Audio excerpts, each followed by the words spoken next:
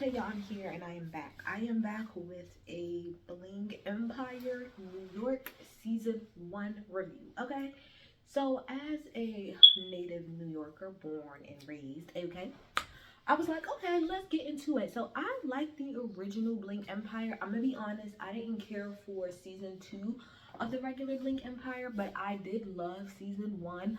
I love the wealth because the thing about the Real Housewives that they're lacking is the wealth. Like, the reason we even started watching the Real Housewives is to see these bitches with a lot of money and them give us wealth. But the girls ain't giving wealth no more. Unless you go to Miami, Miami is giving you wealth. Miami is giving you luxury. And then Beverly Hills is maybe giving you luxury and wealth. But everybody else ain't giving wealth. And they ain't giving it to this level. Okay? So I like to see the girls who really do got the money and how they walk around and how they conduct themselves, okay? So this I'm gonna do a little bit different than my normal reviews. Normally I'm a review episode by episode type of girl, even when it comes to Netflix. But this time I'm gonna do a little differently. I'm gonna try to go through all of the characters, and then we'll also see if we can touch on like certain situations. I might do that at the end. I don't know, I might do it at the I'm talking about people, but like let's start off with talking about just like my overall thoughts and things like that about the show. So like I said, number one, I love the fact that it's in New York. I love the vibe. You know, I guess me being from New York, I love the vibe. But I always prefer the vibe of New York over LA. LA always feels and seems pretentious and fake. Versus New York, it's just very down to earth, humble, yo ass type of shit. And Miss Dorothy, okay? Dorothy is who was actually on Bling Empire this last previous season. She came in, I think, just like as a friend or whatever. She's now the new main girl on this show. So she moved from LA to New York, she said, to kind of like get a different vibe, you know, do different things, try to find love and stuff. So I want to say that I love it because I feel like I said, I feel like New York compared to LA is just so different, but to me in a good way, because this is how I look at it. I feel like in LA, you can really, really, really insulate yourself. Like, you can insulate yourself crazy when you live in LA. Like, you can take your ass to Beverly Hills and never really leave outside your bubble. You can go to a lot of places within the LA place, like, spot, and really be insulated. In New York, don't get it twisted. You got parts in Brooklyn you can go out to. You got parts in Queens. But if you really want to be in the midst of everything, which is the city, there's no escaping real life. Even if you live in Chelsea or in Soho or on anywhere on the Upper East Side, the point of the matter is you're gonna have to mix and mingle with the regular people. And when you go outside, you're gonna be outside with everybody else. Okay? So I love that vibe of it. It gave me much more down to earth. I like that everybody wasn't so like, I like these type of rich people. People who got money, but they ain't really gotta do all of the extra shit the way the girls in LA do. Let me see. I also liked how it showed like how even the people who got money in New York, how they really live. Most people in the city of New York, even if you are doing very well for yourself, don't live in like the type of apartment pretty much that Dorothy has. If you pay attention, Dorothy is the only person for real outside of like, I guess, Deborah, I guess, who has a house, like, who has an apartment that's that size. And even the size of her apartment compared to, like, maybe where she lived in LA or Beverly Hills is not as big. And I seen somebody on Twitter like, this is lame as hell, all these small ass apartments. If you don't know anything about the city of New York, know that apartments are small, especially if you get to the city. In the city, the apartments be like $10,000. I guarantee you, where Richard lives and where Tina lives, I bet you they're paying close to 10 bands a month, if not more. And you see how small their place is? Yeah, that's living in New York. Absolutely. Even for people who got, quote unquote, money. You gotta have money like Dorothy and them peoples to really have a big ass layout. Or otherwise, if you want to maintain, yeah, exactly. So I appreciated that. And like I said, it's just giving very much so love. So let's get into the characters. Let's start off with Dorothy, because like I said, she is kind of the main person. So Her family, I believe, is worth like a cool $2 billion or some shit like that. Like all of these people, they worth billions. Okay.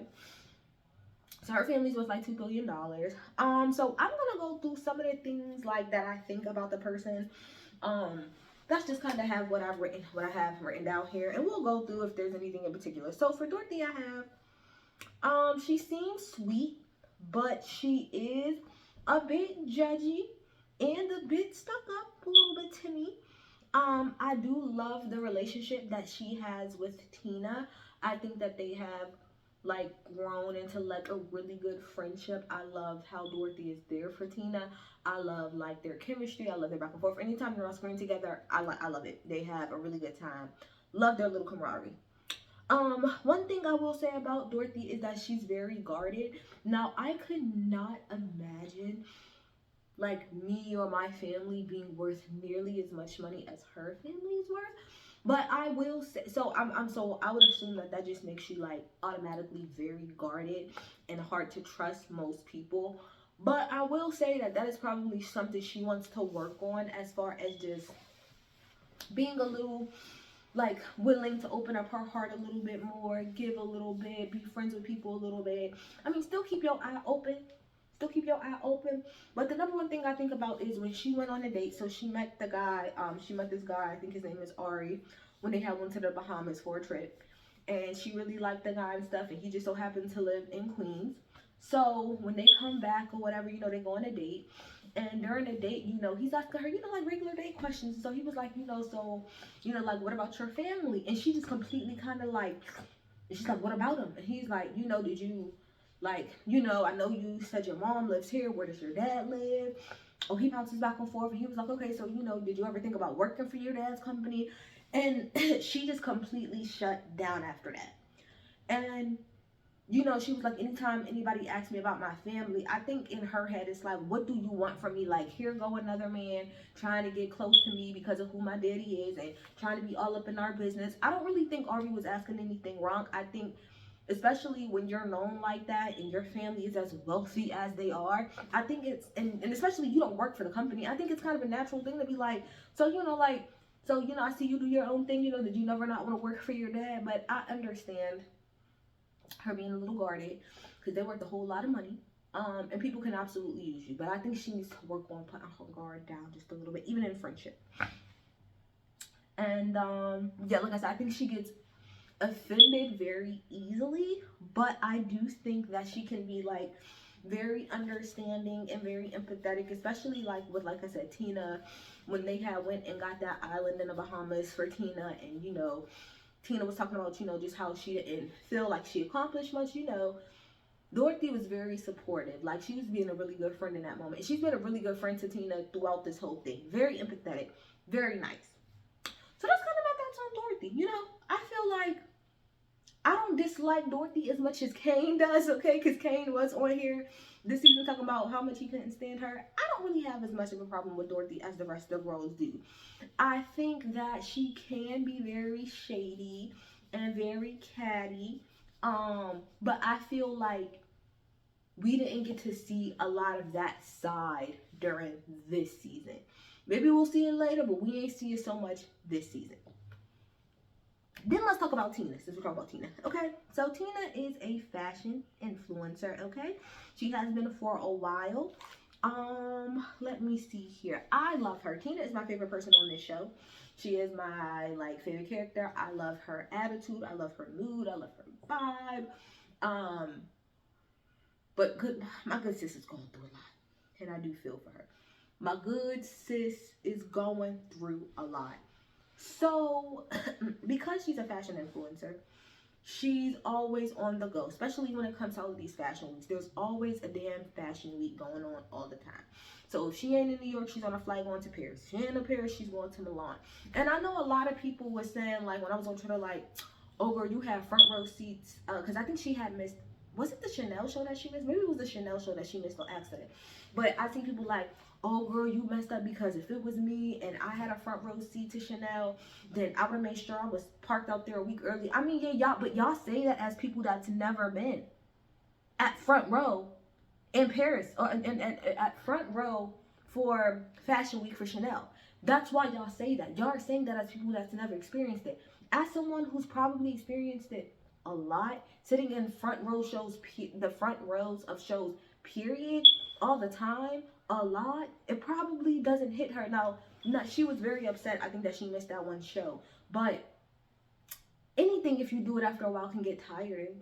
And I just think that she is exhausted. That second episode, when she had came outside and she was talking to Blake and she just started breaking down crying, I felt so bad for her. I felt so bad. And she was like, I know that I shouldn't, be complaining because like I'm very blessed and stuff. And I think that that's like,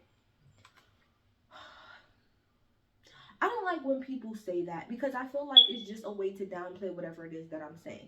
Yes, you have to be blessed, obviously. You need to be thankful for the situation that you're in. And I don't think you should walk around sulking about things 24/7, especially when you can be in a much worse position. But I don't think it negates the way that you feel. So it's like, yes, you're this fashion influencer. Yes, you make a decent amount of money. Yes, you can fly from here to there to there to there to there. And there's a lot of perks that comes with that. But at the same time, you're still human. You still can get tired. Burnt out is a real thing. Let me tell y'all. Last year for me was the most I've ever traveled in my life. I traveled at least every month and 2 to 3 times a month last year. When I literally lived with my suitcase next to my door. Literally. And as much as a lot of those places that I went was fun, it was extremely exhausting. It was very exhausting. It was very much giving me like, I just want to go home and lay in my bed and not get up and travel nowhere. Traveling in general is exhausting. So like, imagine traveling and then having to work and all that, and then at the same time people tell you, well, you need to be grateful for all of this. Like, yeah, I'm pretty sure the girl does seem grateful, but she's tired, and there's nothing wrong with that. And I also think that Tina is suffering from a little bit of a midlife crisis, a little bit. The fact that she's about to turn 40, which, girl, if you would have never said it, definitely would have thought you were still in your 20s. You look amazing.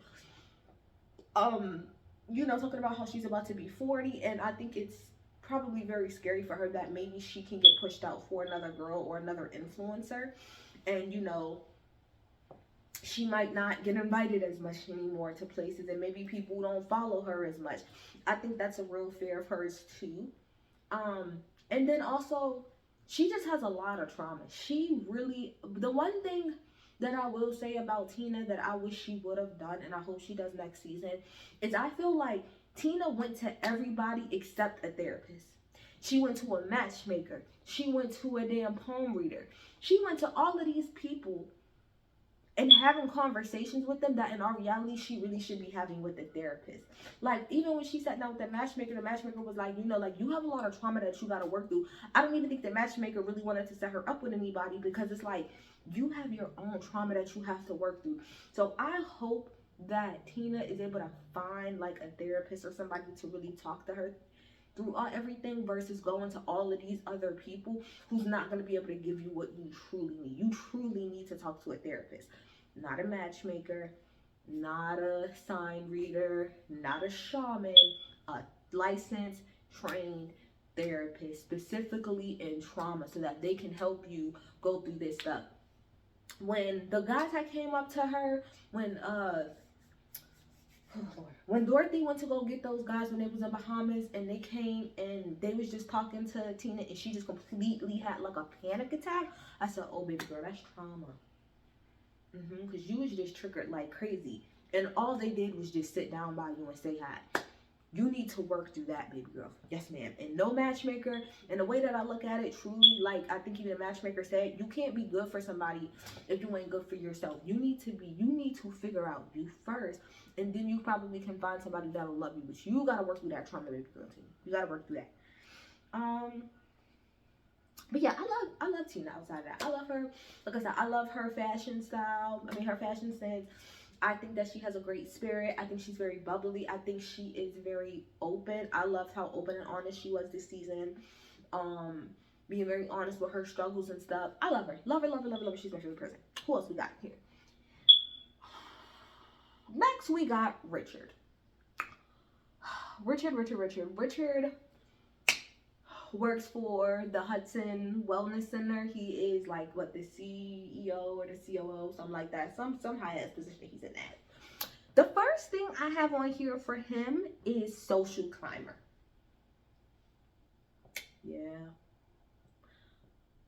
Yeah, that's pretty much that. That's Richard to me.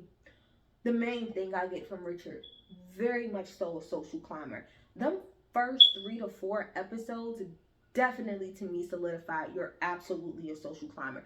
There's nothing wrong, you know, people say all the time you want to be in a room with people that got more than you, and I don't think there's anything wrong with that. And I think even Dorothy and Tina said there's nothing wrong with that, but there is a certain amount of finesse, like they kept saying, that you have to have when you're in spaces like that.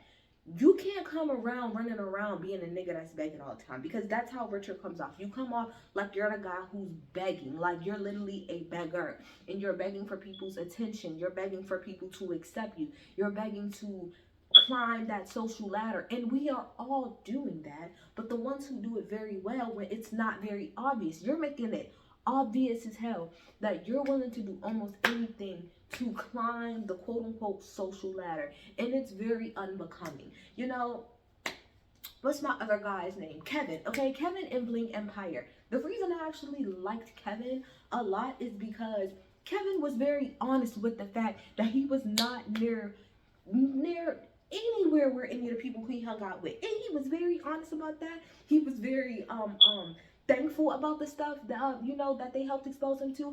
And Kevin was never the type of person to be like saying to Anna, like, Anna, can you put me onto this or can you put me onto that? Anna naturally did that. All of the people that's around Kevin naturally helped him because he's a good person and they wanted to help him, not because he ran around begging everybody for everything. He was just grateful to be around. Like, and I think that's what most people were saying about Kevin, like, I mean, about Richard. It's so obvious that you don't even want to fake the funk to try to even act like you're our friend. You automatically coming in asking for stuff. So like when it came to the whole charity thing, right? Because we'll just talk about the situation. When it came to the charity, let's talk about that first. Like, I understood, put it like this. Richard asked Dorothy and Tina if they could help and stuff like that with this charity that he had going on. Specifically Dorothy. Now Dorothy really more so didn't know a whole lot of people in New York. She kind of knew Tina and she kind of knew Richard, and that was really kind of it, to be quite honest. So as things are going on, it's like he's asking her for more and more and more. It's like, oh, can you post the stuff? I don't think there's anything wrong with that. Oh, can you find me a celebrity host? Whoa. Wait, hey, can you have celebrity friends come? Hey, whoa. Like, doing stuff like that, like she said, like, unless Dorothy decided or told you that she would help you plan this, I don't really see I don't like him asking all of that. I feel like what was valid to ask her is, hey, can you post this? You asking her to personally invite celebrity friends is unnecessary. Her posting should be enough. She's friends with people. She's friends with enough people. I'm pretty sure they see her post and they will be like, oh, hey, that's something that I want to go to. And then as far as finding like a celebrity host, I could see you maybe asking her that, but I don't think it's something that you should have pushed. I feel like if you're the person that's putting on the event, like he said, you like Dorothy and Tina said, you need to be doing the majority of the list and not passing it on to everybody else, to be very quite honest. Now, when Vika and Dorothy had went shopping together, whatever, right? And Vika was kind of like throwing little fillers out there pretty much about, you know, like how they were struggling and stuff to do the charity. And like, my thing is, I still think the answer would have been no, and it would have rubbed her the wrong way. But I think Dorothy would have respected it more if y'all would have just flat out asked her if she's able to make a donation. And the answer would have been yes or no. But I didn't like that whole little throwing little fillers out there of like, oh, well, da da da da. And so then Vika in her confession was like, well, I would think that after hearing that she would want to help. And it's like, I get it. Like, I get it, but no. I get it, but no. From Vika and Richard's standpoint, it's like this. Dorothy, you and your family are worth over $2 billion with a B. Now it's an M with a whole B. $billion. You yourself is probably worth a couple $100 million on just your own. We don't understand, and I'm just talking about from their side, we don't understand how a couple $1,000s from you it's really killing you. Like, you giving like $10,000 to a situation versus somebody else giving $10,000 to a situation is nothing. That's $10 to you. So why can't you just give it? So from that point, I get it, but at the same time, it's like she's not obligated to do that. Yes, it would be nice if she did, but in all reality, she's not obligated. And especially if she didn't sign up to be like a co-chairman or like the organizer or whatever. If she was just simply invited, and y'all, if that was it, you're asking too much of her. Like, Richard, you need to do your own damn job as far as I'm concerned. And then when we get to the whole wellness center situation, like after reading the text message and stuff like that, and not even after reading text message, when Richard said, you guys have great audiences and I think that they would like it, to me, like they said, that just completely threw it out the window. So you don't care about them, and I'm sorry, you don't care about them and them actually, oh, I gotta sneeze, hold on. Sorry about that, y'all. Oh, hold on. Okay, I think I'm okay. Sorry, y'all, I had a sneeze fit. Anyway, so yeah, like I said, when it comes to the whole Hudson Wellness thing about the girls not coming, it's like, bruh, once you said I like y'all audience and stuff, like, you made it clear you didn't care about them at all. I apologize, y'all. Like, you didn't care about them at all. So to me, that's just giving even more, like what Dorothy said, it just feels like you're trying to use people, Richard, and you need to go a different way about moving within these circles. Dumb people, they don't like that type of shit. I'm so sorry, y'all. They don't like that type of shit. People don't like people that's walking around and it's obvious. Like, put it like this, we're all trying to use each other to some degree, right? But people don't like it when you're making it that obvious. Like, damn, at least attempt to have a friendship with me, and then we'll see what happens from there. And I feel like that's how Kevin moves versus how Richard has moved, pretty much. So that's more so what I have. What else I got for him too? He gives pretty much typical promoter vibes to me, and he takes himself too seriously. All of this, oh, I can't drink because I'm executive. Oh, when he said he can't jump into the pool because he's an executive, I said, oh boy, you trying. You putting on now. You putting on. Listen, just because I know you want to be in these higher positions, in these higher societal, standards, or whatever the hell you want to call them, positions in life, but it's like, nobody's going to accept that when you're being clearly fake. Nobody cares when you're always trying to tout your position, because nobody else walks around doing that. The people that really got it don't walk around like that. And like Dorothy said, if you was really a boss, bosses, they do what they want to do. Executives do what they want to do. They don't care about what anybody else has to say. Facts of the matter, facts. And then I feel like he does a whole lot of posturing. And then I feel like when it comes to Vika, I just feel like he was very controlling in that situation. I think in that situation, I don't want to call him controlling overall, but I think in that situation, he was very controlling, and he's so used to like controlling, I feel like, his business and everything else, that he felt like he can control her, and the answer was no. All right, who else we got? Next, we got Vika. Vika, I have here, sweet girl. She acts very different when she's not with Richard. Vika would be Richard's girlfriend. And she seems fun, but to me, she didn't really bring anything to like the majority of the season. I feel like the top of the season, all the way up until they went on the trip, honestly, you was just pretty much Richard's shadow as far as I'm concerned. You was just doing whatever Richard said, however Richard said it, and you didn't really have your own voice. It was just kind of like he was speaking for you, or y'all was just speaking in one tandem. And that made it hard to even see what type of personality that you had. Once she went to the Bahamas and stuff like that, like, I liked Vika's personality. I like the fact that she stands up for herself. She ain't about to back down. She seems sweet. So I hope that next season, if she does come back, we can see more of her personality and how she moves. I respect her for telling Richard, I do not want to get married. So I hope we see more that side of her next season if she's brought back, and not so much up Richard's ass, because I feel like the majority of the season for her was wasted on being up Richard's ass and not her just standing on her own. Like, you can have a man and still have your own personality and do your own thing. Who else we got? Then we got Nom. How much time I got up here? Then we got Nom. Nom to me is the typical, stereotypical rich girl. Her family is worth a whole bunch of billions of dollars. She's here in New York, going to Columbia University because I already told her, if you want to touch any of my money or do anything, you need to go to school. You need to get it on your own. What do I have here? What do I have here? I think she's very inexperienced on basic things. I know that y'all think that that shit is cute, like when y'all are like very inexperienced because y'all so rich. I think that that's very sad and that y'all should do something about that. I think she needs to realize that she's probably gonna have to go to work because her daddy is sick of her shit. But I do think that she's a good friend. I think she stands up for herself a lot, and I think she's very, very fashionable, very so much fashionable. I think for her to be in school, she was in the season a decent amount, and for her to be the youngest too, I think she carried herself pretty well amongst the rest of these people. Blake to me, to be quite honest, I didn't feel like Blake really fit in. I know that he does not he identifies as queer, so he doesn't identify really as gay.